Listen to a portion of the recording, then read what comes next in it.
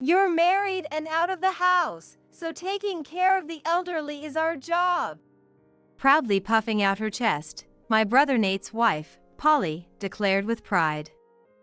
I couldn't help but feel disgusted. Abandoning their duties and then speaking such words?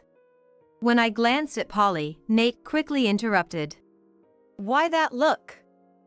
Despite being younger than Polly, do you think it's okay to be so insolent? Nate has always been like that. Quick to assess those in a weaker position than himself, just to make himself look bigger. I no longer intend to hold back against such a couple. The two who oppressed Grandma need to face the consequences. I looked at Nate and Polly in turn, straightened my back, and made myself clear. Then, let this insolent younger sister tell you. Thank you for your significant role until now. From here on out, that role is no longer needed, so please worry only about yourselves. My words took the previously assertive Nate and Polly by surprise. My name is Rachel. I'm a 35-year-old working in freelance design. I used to work for a company, but decided to go independent for various reasons. I have a husband, and we live a relaxed life together. My husband, Oscar, runs a delivery company and is busy every day. We met while I was still employed at a company. One day, I was invited by a colleague to a party. That's where I met Oscar, drawn by his kind and sincere nature. We hit it off right away, exchanged contacts, and gradually found time to see each other more. After some time, Oscar confessed to me with a flushed face, and we started dating. After about 2 years of dating, we decided it was time to get married and went to greet my family. My family home houses my grandma Susan and Nate. Our parents passed away in an accident when we were in middle school. Since then, Grandma has been like a parent to us, helping us get this far. So, I shared the happy news with Grandma. Of course, she was delighted and welcomed Oscar. Amid all this, I can't forget Nate's sharp gaze. Nate, still harboring hostility, glared at me, and I, fed up, addressed him. What is it, Nate? Is my getting married that bad to you? I was supposed to get married first. I don't know anything about that. Take this chance to think properly about your relationship with your girlfriend. After greeting Grandma with our marriage, we next visited Oscar's parents. Our soon-to-be parents-in-law were very kind and happy for our marriage. Soon after, we got married and became husband and wife. A while after moving into our new condominium, Nate got married. Just before that, we had a family meeting with Polly, who would become my sister-in-law, and honestly, I didn't like her much. The family meeting was held at my family home, and while Grandma was bustling about for the festive occasion, Polly didn't seem to care at all. The meeting ended without incident, but as we were cleaning up, Polly came over. I thought she might help, but instead, she crossed her arms and summoned me to the living room with a haughty attitude. I wanted to postpone it since we were still cleaning, but Grandma encouraged me with a smile, so I reluctantly left. In the living room, Nate was lounging around, fiddling with his smartphone. Disgusted by his attitude, I sat opposite Nate and Polly. "What do you want?" I asked curtly, and Nate slowly sat up, muttering reluctantly. "From now on, we'll take care of Grandma." After saying just that and yawning widely, Polly took over. I heard you've been taking care of everything until now. But now that I'm entering this house, and since Nate is the eldest son, it wouldn't do to have the sister take care of everything forever. And with that, Polly continued to speak, but I couldn't help feeling utterly fed up, though I didn't show it on my face. Indeed, until now, I was the one taking care of Grandma. Nate seemed busy with work, often staying late at the office and sometimes even overnight. But my caring for Grandma was just about going shopping with her when I had some free time. Even over 80, Grandma's legs and back are strong, and she's far from dementia. So, it's not like I was really taking care of her. But now that Nate and his wife have offered, I suppose they'll take on such responsibilities. Nate works for a trading company, and Polly plans to be a housewife, so they should be able to keep an eye on Grandma. With that in mind, I entrusted Grandma's care to them. Life went on without incident. I stopped going out with Grandma because of Nate and his wife, but I would occasionally call to check on her. One day, after finishing a chunk of work, I decided to call Grandma for a break. Grandma answered quickly, and her happy voice made me happy too. "Hi, Grandma. Just got a break from work and was wondering how you're doing." We talked for a bit, but then I noticed Grandma's responses getting shorter. Although I hadn't been talking for more than 10 minutes. Usually, even after an hour, Grandma would still be lively. I started to worry. "Grandma, are you feeling okay? Everything all right?"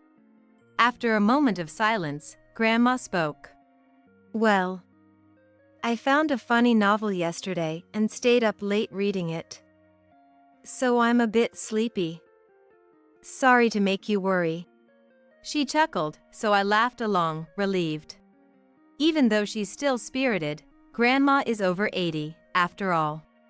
It's natural to worry. But it seemed she was doing better than I thought.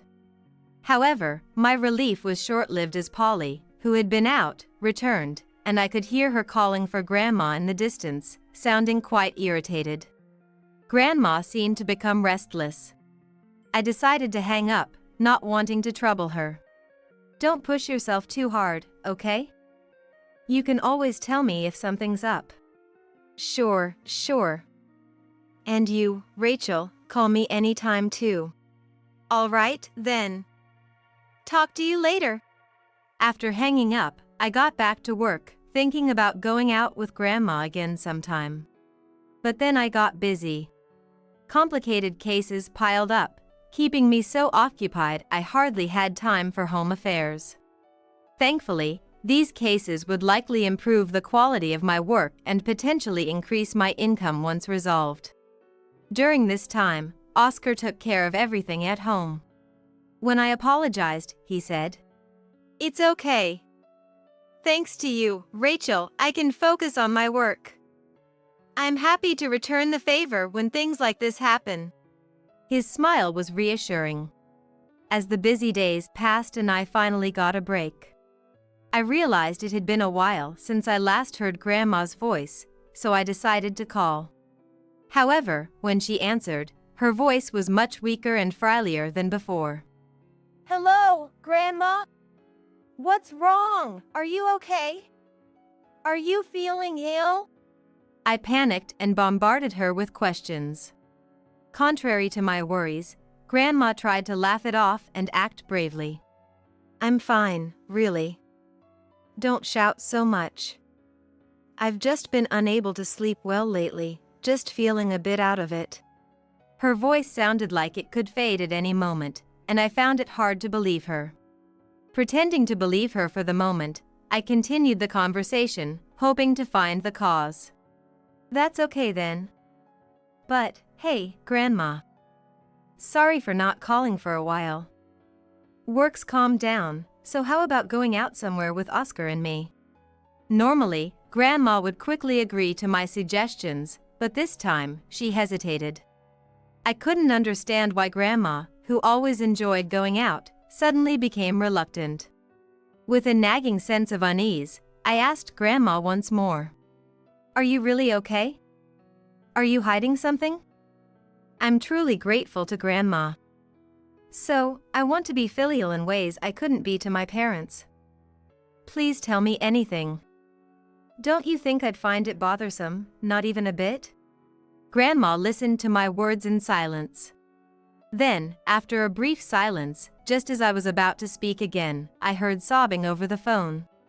Surprised, I found myself staring at Oscar, who had taken a seat opposite me without me noticing.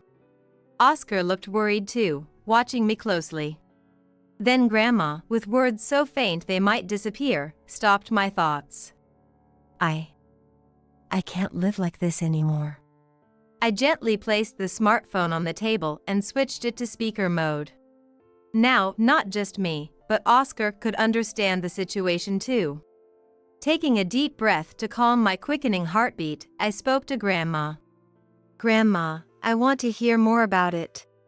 Then, through her sobs, Grandma slowly shared. Since moving in with Nate and his wife, they first took away her bank book and then stopped preparing proper meals for her. Nate and his wife would indulge themselves with Grandma's pension, leaving her only their leftovers. Polly had become addicted to gambling, using Grandma's savings for her leisure. Grandma, in a weak voice, concluded. Polly went out, probably to gamble again. Nate won't be home from work for a while, and I don't have the energy to go out and buy something to eat.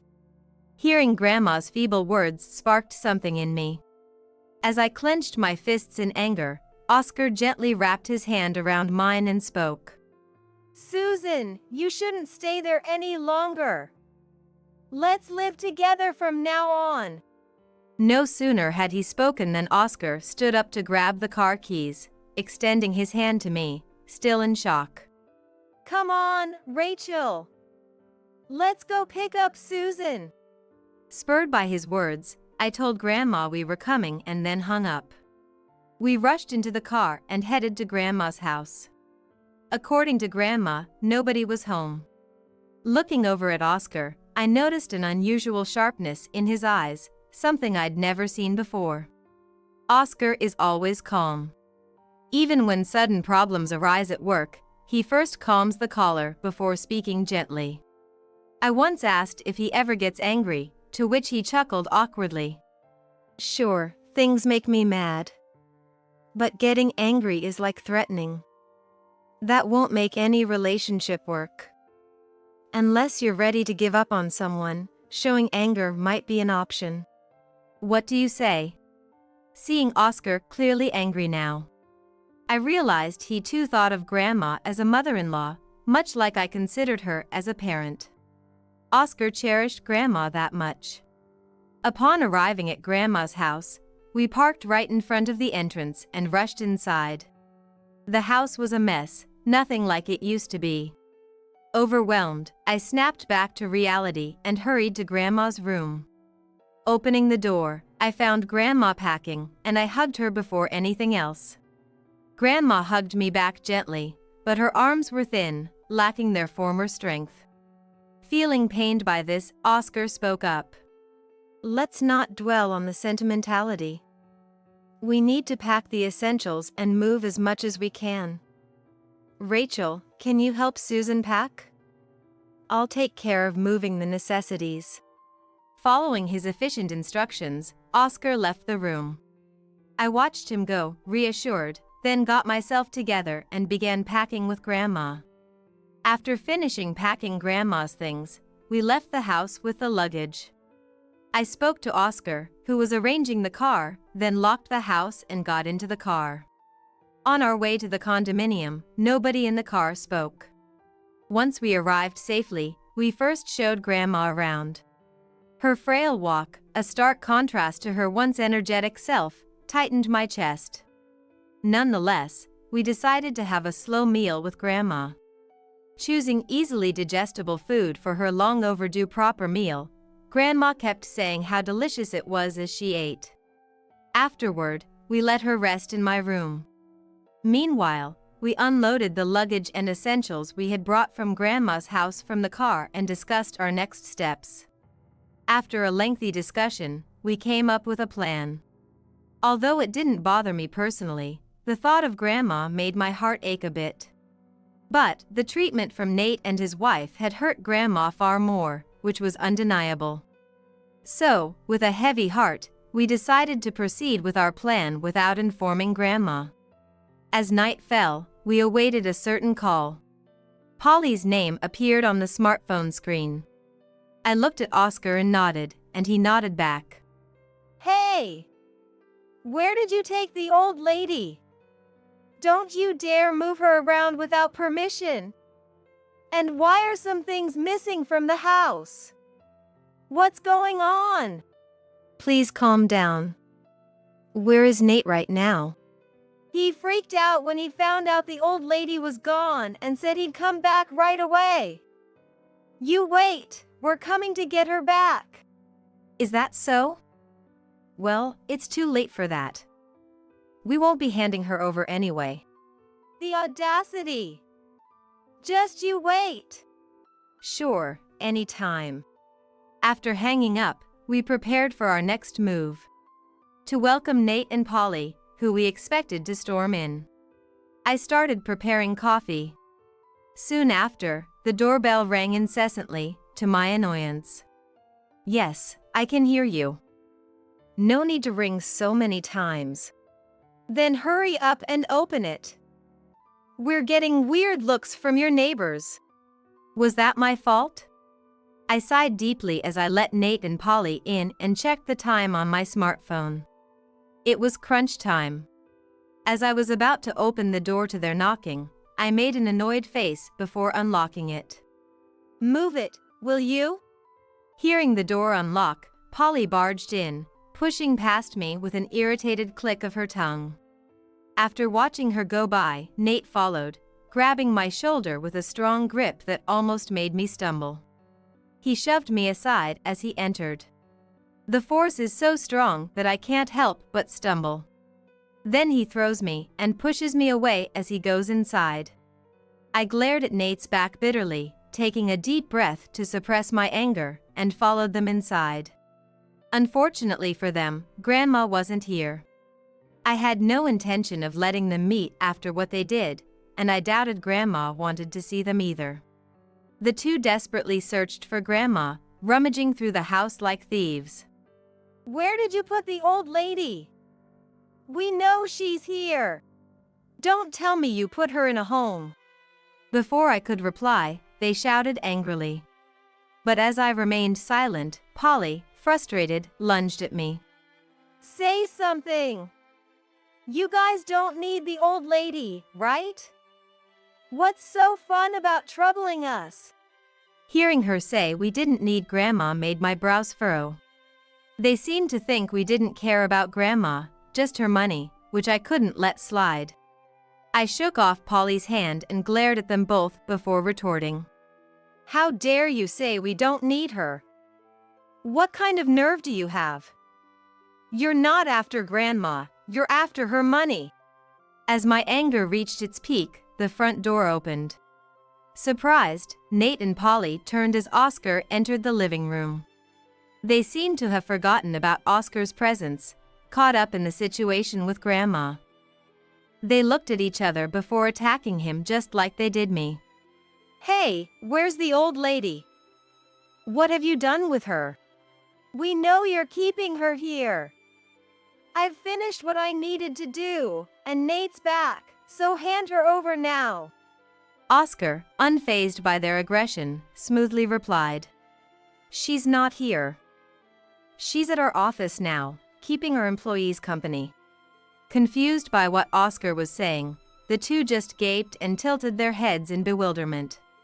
Unbothered by their reaction, Oscar took a seat at the living room table, gesturing to the chairs opposite him with a smile. Well, let's discuss what happens next calmly, shall we? Sitting across from us and Nate's couple, Polly was the first to speak. So, what's the big idea of bringing the old lady to your office? Could be considered kidnapping, you know? They acted as if they were the victims, which infuriated me. But I tried to regain my composure and began the conversation. I'd be tempted to kidnap her too, considering what you've done is far worse. What are you talking about? What we've done?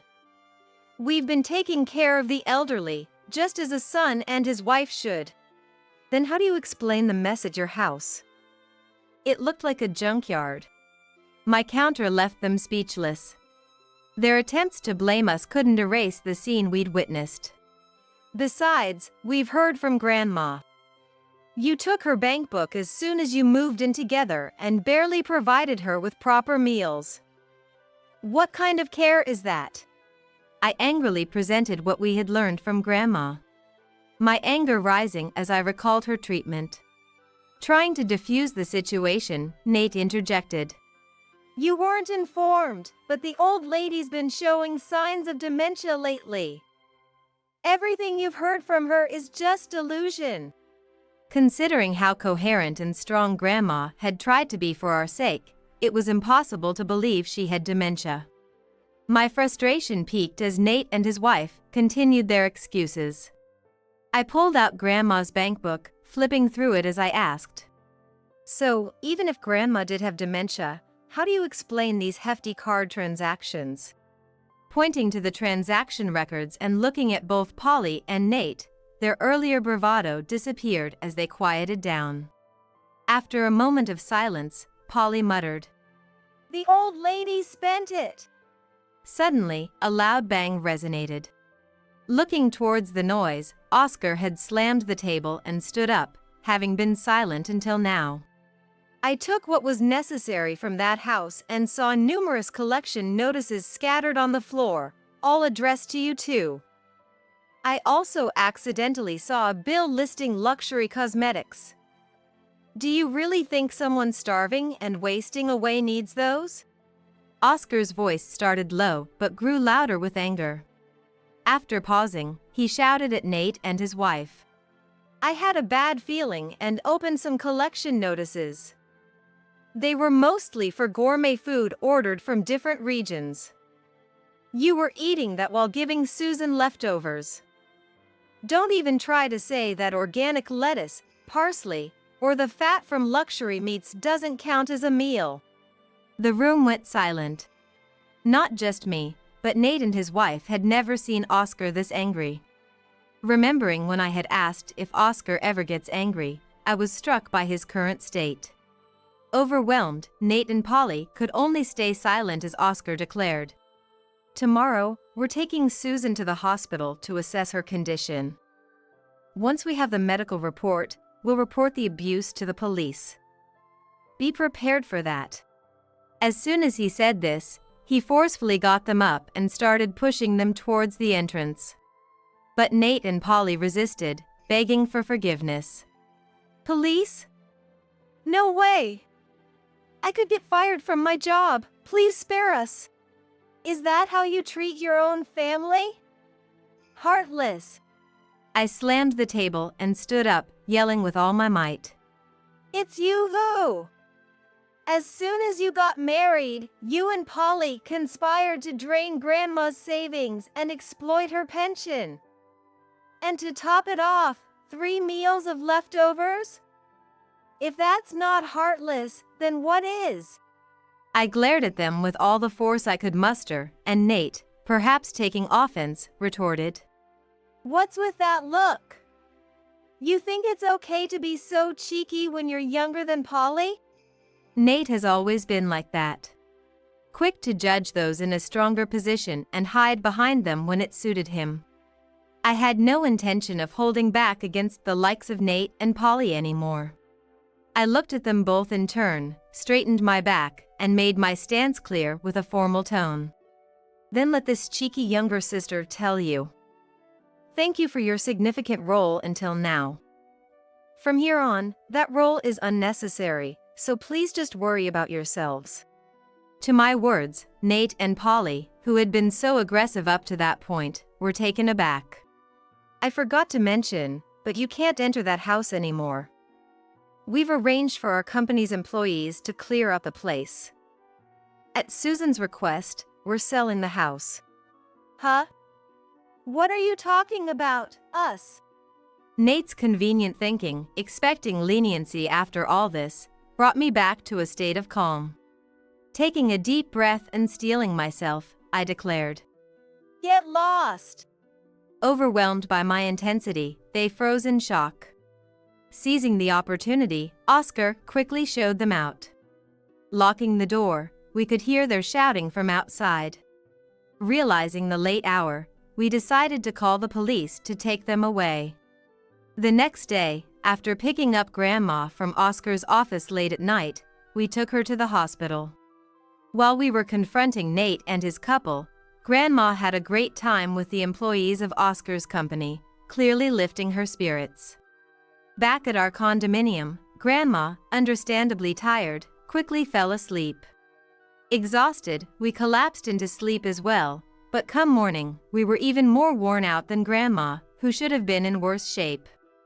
As expected, we received a diagnosis of malnutrition at the hospital and then went straight to the police station, where Nate and his couple had spent the night. Explaining the situation and showing the medical report, we were told their actions constituted assault. Following our complaint, they were arrested, marking a definitive end to our association with them. Grandma gradually recuperated and is now fully recovered, becoming a source of healing at Oscar's company. While I work, she hums tunes and takes care of the housework, and during breaks, she keeps me company with casual chats. May you live a long, healthy life, Grandma.